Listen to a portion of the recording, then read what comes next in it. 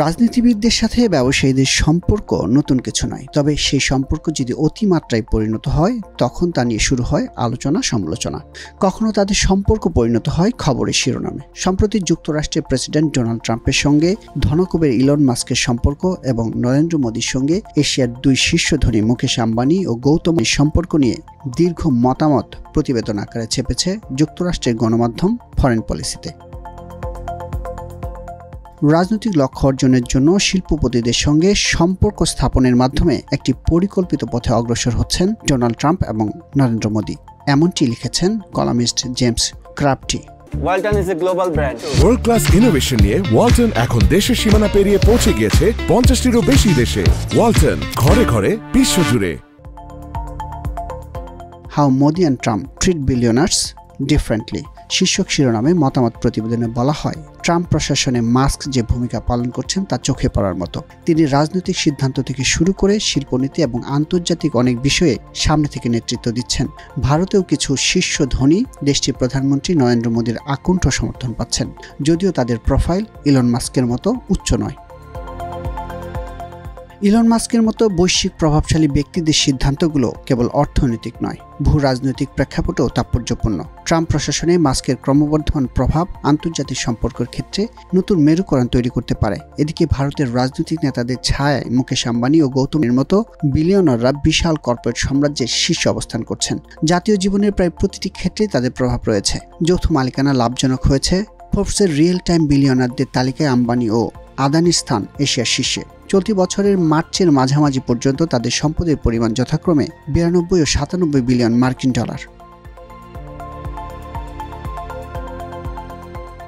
ভারত সরকারের বিরুদ্ধে crony capitalism বা রাজনৈতিক নেতা বা ব্যবসায়ীদের মধ্যে আততের অভিযোগ দীর্ঘদিনের। অনেকের অভিযোগ, ভারত সরকার অতি ধনীদের মধ্যে সম্পর্ক রাজনৈতিকভাবে নিয়ন্ত্রিত হয়ে উঠছে, যা পূর্ব ও দক্ষিণ পূর্ব এশিয়ার স্বৈরাচারী পুঁজিবাদ মডেলের সাথে সামঞ্জস্যপূর্ণ, যেখানে রাষ্ট্র কিছু নির্ধারিত ধনকুবেরের মাধ্যমে জাতীয় উন্নয়নের কাজ করে এবং এসব ব্যবসায়ীদের থেকে সুবিধা নেয়। ভারতের মতো ট্রাম্পের অধীনে মার্কিন যুক্তরাষ্ট্রেও একই পথে হাঁটছে, যেখানে ট্রাম্প সংশ্লিষ্ট শিল্পপতিরা বিশেষ সুবিধা ভোগ করছেন। ট্রাম্প ও মাস্কের সম্পর্ক দেখলে বোঝা যায় তাদের মধ্যে এ ধরনের সম্পর্ক তৈরি হয়েছে, যেখানে রাজনৈতিক স্বার্থ উদ্ধারে ট্রাম্প ব্যবহার করছেন মাস্কের মতো ধনকুবেরদের, আর ধনকুবেররা ব্যবসা বাড়াতে নিচ্ছেন রাজনৈতিক ছায়া।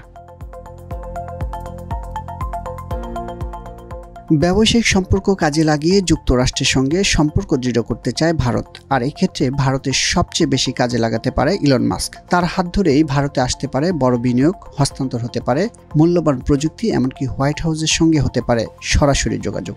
এসব কারণে ইলন মাস্কের সঙ্গে সম্পর্ক বাড়াতে আগ্রহী ভারত। 2024 সালের এপ্রিলে ভারতের প্রধানমন্ত্রী নরেন্দ্র মোদীর সঙ্গে দেখা করার কথা ছিল ইলন মাস্কের। সে সময় টেসলার কারখানায় কয়েক বিলিয়ন ডলার বিনিয়োগের ঘোষণা দেওয়ার কথা ছিল, কিন্তু মুহূর্তে সেই চুক্তি বাতিল করে চীনে চলে যান মাস্ক। চীনে বহু বিলিয়ন ডলারের বিনিয়োগ চুক্তির স্বাক্ষর আন্তর্জাতিক রাজনীতি ও অর্থনীতির অঙ্গনে তুলেছিল আলোচনার ঝড়। এতে বড় ধাক্কা খায় ভারত। এ নিয়ে সে সময় ভারতীয় সংবাদ মাধ্যমে বেশ আলোচনা ও সমালোচনা হয়েছিল। ফরেন পলিসির এই মতামত প্রতিবেদনে বলা হয়, রাজনীতিবিদ ও ধনকুবেরদের মধ্যকার সম্পর্ক দীর্ঘমেয়াদী ঝুঁকি অবিসম্ভাবী, কারণ এ ধরনের অর্থনৈতিক ব্যবস্থাপনা এক ধরনের চক্র, যেখানে সমর্থিত রাজনীতিবিদ ক্ষমতায় না থাকলে ব্যবসায়ীরা ঝুঁকির মধ্যে পড়বেন। এমনকি ক্ষমতায় থাকা অবস্থাতেও তাদের মধ্যকার সম্পর্ক খারাপ হয়, তাহলে এই মডেলটি ভেঙে যাবে।